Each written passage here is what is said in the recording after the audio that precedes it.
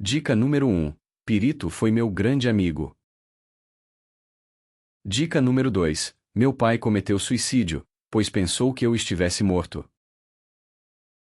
Dica número 3. Shakespeare me fez personagem de seu clássico, Sonho de uma Noite de Verão. Dica número 4. Algumas pessoas acreditam que eu possa ter sido inspirado em uma pessoa real, que viveu por volta do século 13 a.C. Dica número 5. Meu pai deixou para mim uma espada e um par de sandálias sob uma pedra. Se eu conseguisse levantá-la, isso seria uma prova de que sou seu filho. Dica número 6. Esqueci de mudar as velas do meu barco da cor preta para branca, o que provocou uma consequência trágica.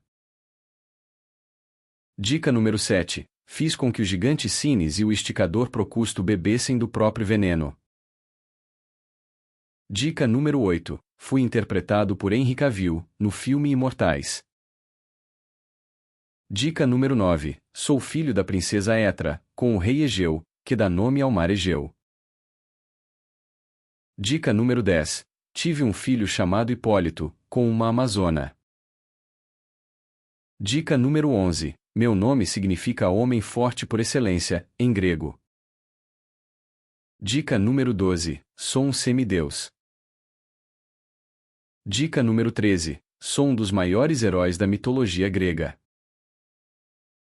Dica número 14. Em algumas versões da minha história, eu participei da expedição dos Argonautas, liderados por Jasão, em busca do Velocino de Ouro. Dica número 15. Tenho dupla paternidade. Segundo a lenda, eu também seria filho de Poseidon. Dica número 16. Tentei raptar Perséfone, a esposa de Hades no submundo, o que foi uma péssima ideia. Dica número 17. Fui rei de Atenas, muito antes da construção do Partenon. Dica número 18. Represento para a Ática o que Hércules representa para o Peloponeso. Dica número 19. Ariadne, filha do rei Minos de Creta, se apaixonou por mim, e me ajudou em uma importante missão.